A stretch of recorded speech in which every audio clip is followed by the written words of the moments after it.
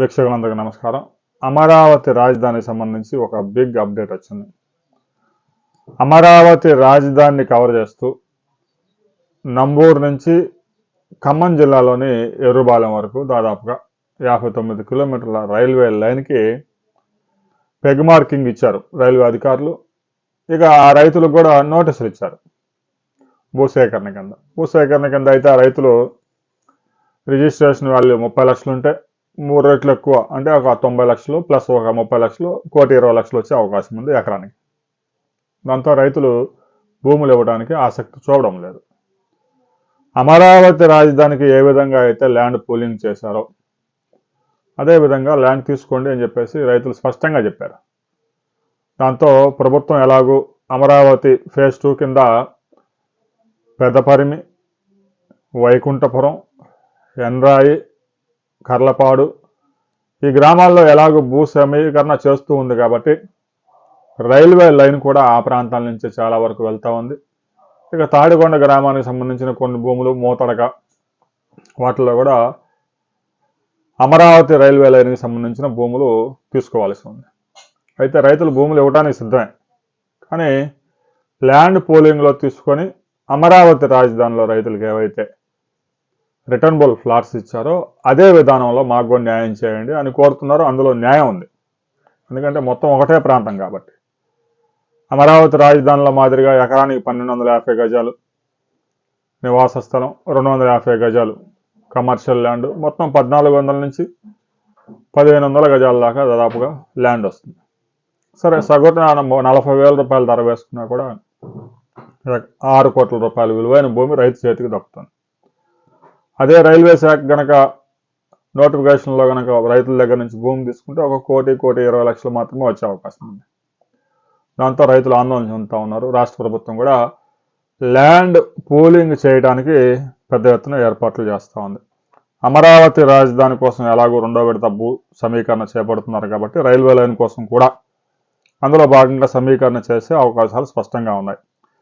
ఇక వైకుంఠపురం, ఎన్రాయి, కర్లపూడి, గుంటూరు జిల్లాలోని వడ్డమాను, పెదపరిమి, తాడికొండ, మూతడక, కంతేరు, కొప్పురావూరు, పెదకాకాని ఈ గ్రామాల్లో భూమిని సమీకరించాల్సి ఉంది. దాదాపుగా గుంటూరు, పల్నాడు జిల్లాల్లో 270 ఎకరాలు, ఇక కృష్ణా జిల్లాలో దాదాపుగా 240 ఎకరాలు, మొత్తం 59 కిలోమీటర్లలో మొత్తం ఆంధ్రప్రదేశ్లోనే ఎక్కువ ప్రాంతం ఉంటుంది. ఖమ్మం జిల్లాలో కొద్దిగా ఉంటుంది కాబట్టి అది రైల్వే శాఖ నోటిఫికేషన్ ద్వారా సేకరించే అవకాశం ఉంది. 2 ప్యాకేజీల్లో తొలి విడత పనులు. అమరావతి రైల్వే లైన్ పనుల్లో భూసేకరణ కొలిక్కి వస్తున్న చోట తొలి విడత పనులు చేపడతారు. ఎర్రుబాలెం నుంచి వైకుంఠపురం సమీపం వరకు 27 కిలోమీటర్లు రైల్వే లైన్ ఒక ప్యాకేజీ. తర్వాత కృష్ణానది మీద 3.2 కిలోమీటర్ల అతిపెద్ద భారీ వంతెన రాబోతా ఉంది. ప్రత్యేకంగా వంతెనకు సంబంధించి ఒక ప్యాకేజీ ఉంటుంది.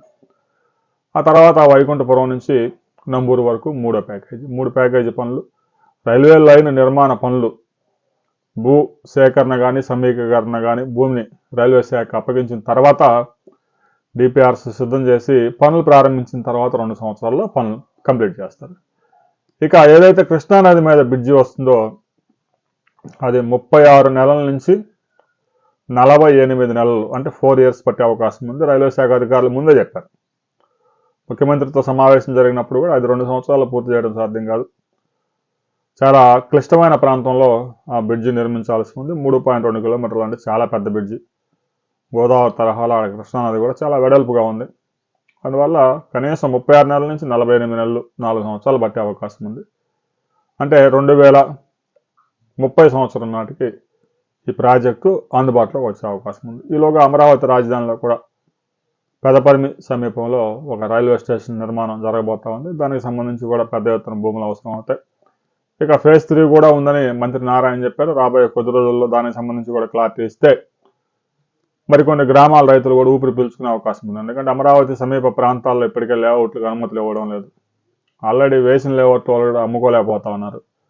ప్రభుత్వం స్పష్టత ఇచ్చి రాజధాని విస్తరణ ఎంతవరకు ఉంటుందో అంతవరకు స్పష్టత ఇస్తే ఇక లేఅవుట్లు కొత్తగా ఆ ప్రాంతంలో ఎలాగో ఇప్పటికే అనుమతులు ఇవ్వడం లేదు కాబట్టి ఆ తర్వాత ప్రాంతంలోనన్నా వేసుకునే అవకాశం ఉంది.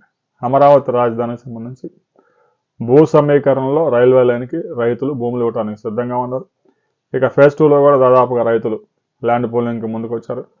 ఫేజ్ 3లో కూడా ఏ గ్రామాలు ఎంత భూమి అనేది క్లారిటీ ఇస్తే ఆ తర్వాత ప్రాంతాల్లో కూడా రియల్ ఎస్టేట్ విస్తరించే అవకాశం ఉంది. రాబోయే కొద్ది రోజుల్లో అమరావతి రాజధాని ఏఐ క్వాంటమ్ కంప్యూటింగ్ గురించి ఒక పెద్ద బిగ్ అప్డేట్ రాబోతా ఉంది. దానికి సంబంధించి మరిన్ని వివరాలతో మరో వీడియోలో మనం కలుసుకుందాం.